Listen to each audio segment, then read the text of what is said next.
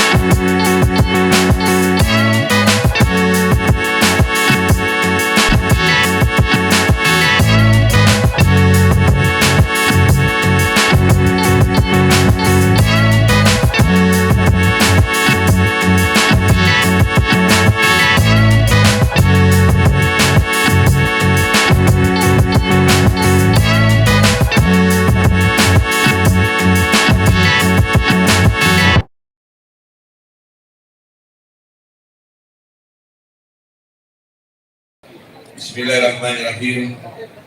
Assalamualaikum warahmatullahi wabarakatuh. Salam sejahtera untuk kita semua.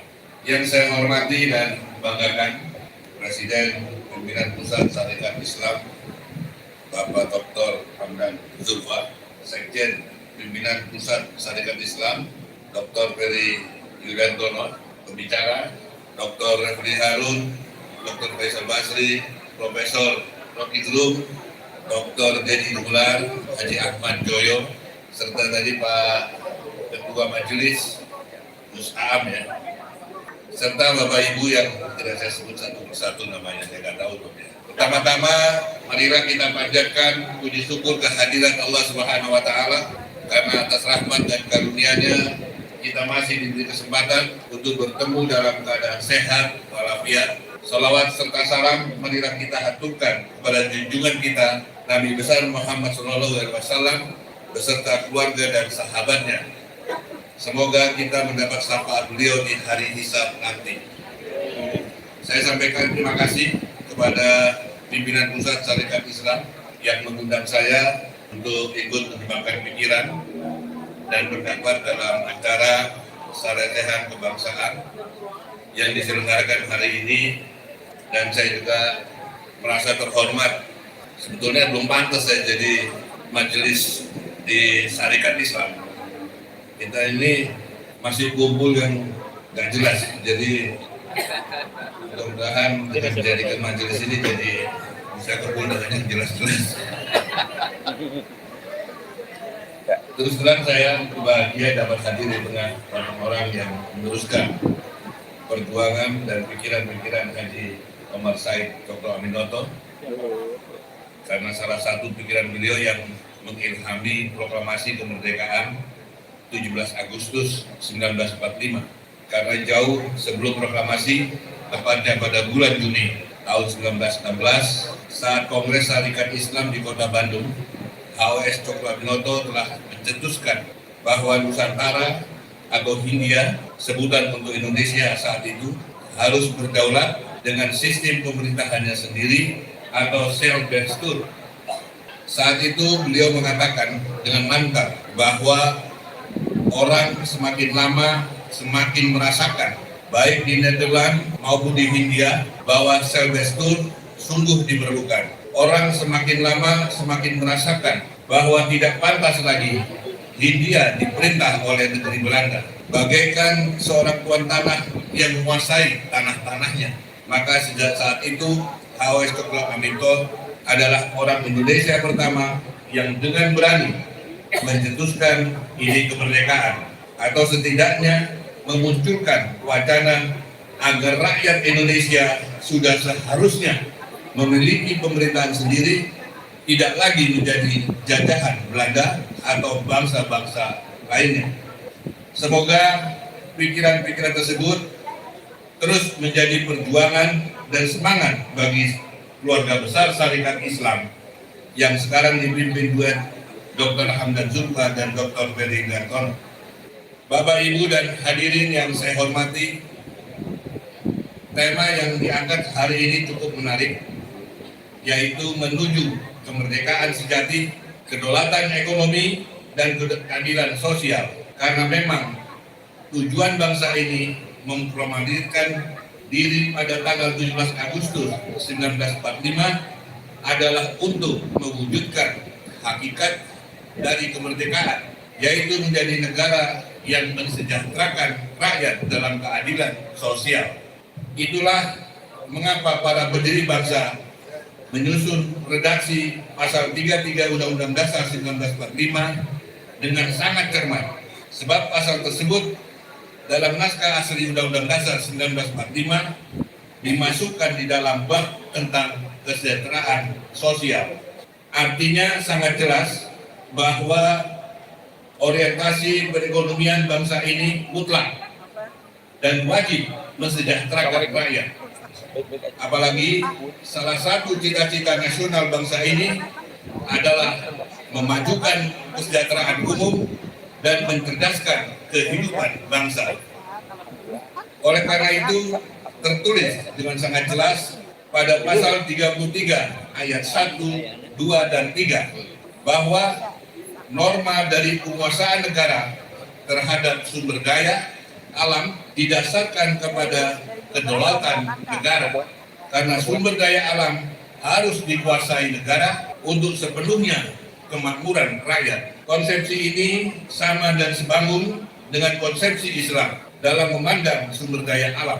Dalam Islam, komoditas kepemilikan publik atau public goods ini dikategorikan dalam 3 sektor strategis, yaitu air, ladang, dan hutan, serta api, yaitu energi, baik mineral, batu bara, panas bumi, angin, maupun minyak dan gas. Semua itu harus dikuasai oleh negara.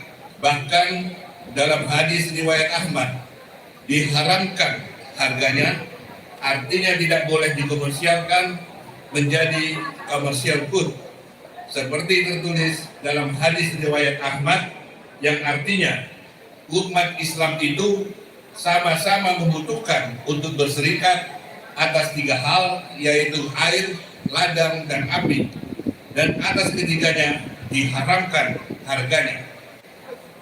Jadi jelas bahwa air, hutan, dan api atau energi itu merupakan infrastruktur penjaga kehidupan rakyat yang tidak boleh dikomersialkan atau dijual ke pribadi-pribadi perorangan yang kemudian dikomersialkan menjadi bisnis pribadi.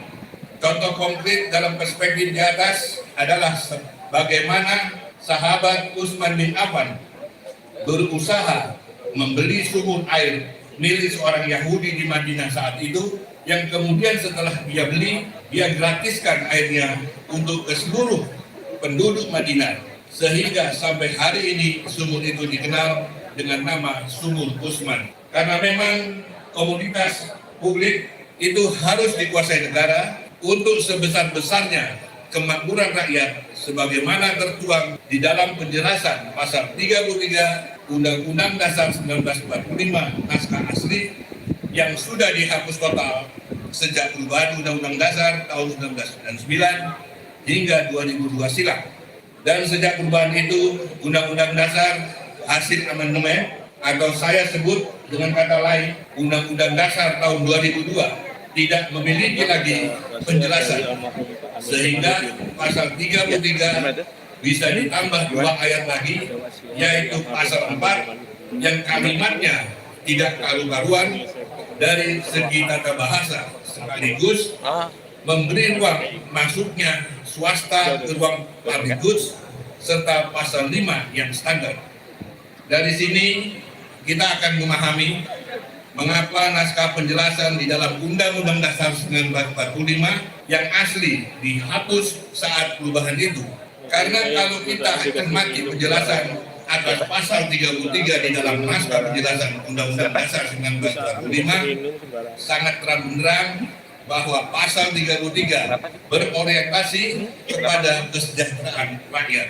Biasa saja. Bukan sekadar mengatur perekonomian nasional. Saya kutip di sini bunyi naskah penjelasan pasal 33 Undang-Undang Dasar 1945 dalam Undang-Undang Dasar 1945 naskah asli sebagai berikut. Dalam pasal 33 tercantum dasar demokrasi ekonomi, produksi dikerjakan oleh semua, untuk semua, di bawah pimpinan atau pemilikan anggota-anggota masyarakat. Kemakmuran masyarakatlah yang diutamakan, bukan kemakmuran orang seorang. Sebab itu perekonomian disusun sebagai usaha bersama berdasar atas asas kekeluargaan, bangun perusahaan yang sesuai dengan itu ialah koperasi. Perekonomian berdasar atas demokrasi ekonomi, kemakmuran bagi semua orang, sebab itu cabang-cabang produksi yang penting bagi negara dan yang menguasai hajat hidup orang banyak harus dikuasai oleh negara. Kalau tidak, tampuk produksi jatuh ke tangan orang seorang yang berkuasa dan rakyat yang banyak ditindasnya. Hanya perusahaan yang tidak menguasai hajat hidup orang banyak boleh ada di tangan orang seorang. Bumi dan air dan kekayaan alam yang terkandung dalam bumi adalah pokok-pokok kemakmuran rakyat. Sebab itu harus dikuasai oleh negara dan dipergunakan untuk sebesar-besarnya kemakmuran rakyat.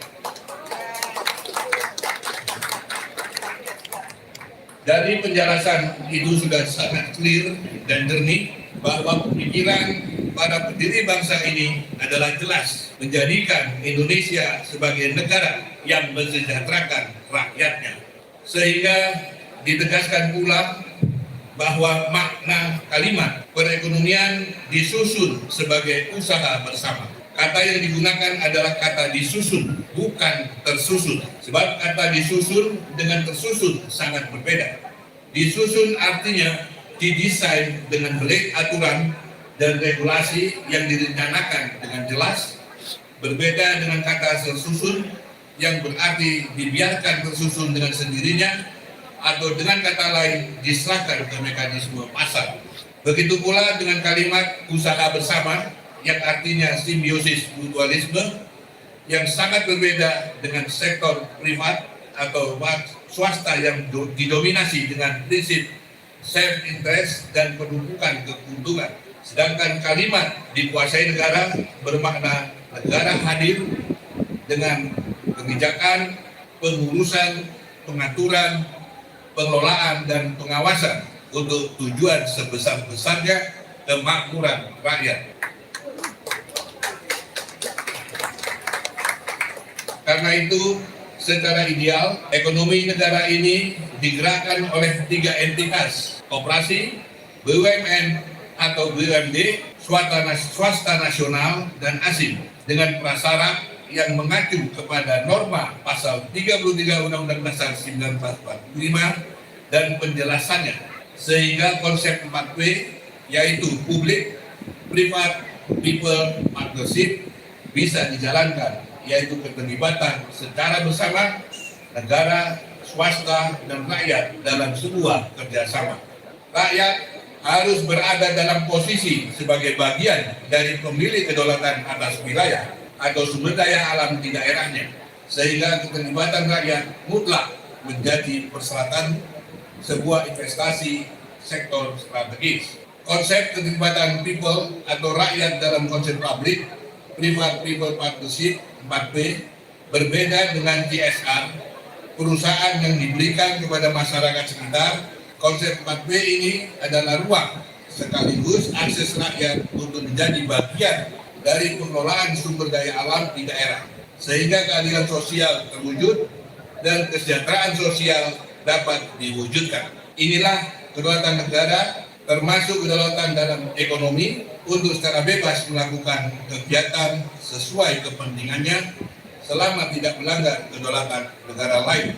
Tetapi hari ini negara ini membiarkan ekonomi tersusun sesuai mekanisme pasar dan diberi jalan dengan lahirnya beragam undang-undang yang memberi kesempatan dan peluang kepada swasta nasional maupun asing atau yang berkolaborasi melalui pasar modal atau stakeholder untuk menguasai sumber daya alam negara ini, termasuk menguasai cabang-cabang produksi yang penting bagi negara dan yang menguasai hajat hidup orang banyak, sehingga segelintir orang yang telah diverifikasi dalam beberapa riset lembaga kredibel dapat menguasai dan menguras kekayaan alam Indonesia, sementara ratusan juta rakyat hanya jadi penonton. Ketidakadilan inilah yang menjadi salah satu faktor penyumbang kemiskinan struktural. Ketidakadilan inilah yang membuat oligarki semakin membesar dan menguat dalam dua dasawarsa ini, dan kemiskinan struktural tidak kunjung dapat diatasi oleh negara. Ketidakadilan itu terjadi karena oligarki ekonomi telah menyandera kekuasaan dengan kekuatan modal dan uang yang didapat dari pengerukan kekayaan alam negara ini. Karena fakta yang telah diteliti oleh banyak pemerhati dan akademisi bahwa oligarki ekonomi yang mendesain dan membiayai akhirnya pemimpin nasional akan menyandera kekuasaan untuk berpihak kepada kepentingan mereka. Jadi diskusi-diskusi tentang kesejahteraan rakyat tidak akan pernah berujung dan tidak akan dapat kita wujudkan di tataran praksis, karena memang negara ini sudah tidak berpihak dan sadar.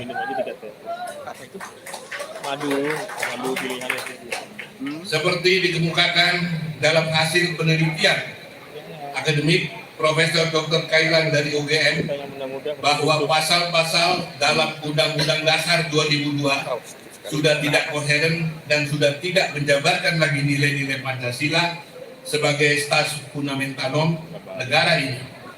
Oleh karena itu, saya menawarkan peta jalan untuk mengembalikan kedaulatan. Oleh karena itu, saya menawarkan peta jalan untuk mengembalikan kedaulatan dan kesejahteraan rakyat dengan cara kita kembalikan Undang-Undang Dasar 1945 naskah asli, untuk kemudian kita sempurnakan kelemahannya dengan cara yang benar, bukan dengan mengobrak-abrik sehingga total menjadi konstitusi baru yang malah menjabarkan ideologi liberal kapitalisme. Bapak, Ibu hadirin yang saya hormati, Indonesia punya dua pilihan dalam sistem ekonomi.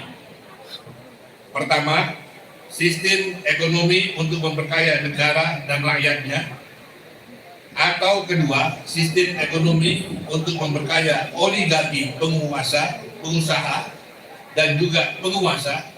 Keduanya tinggal dipilih oleh bangsa Indonesia.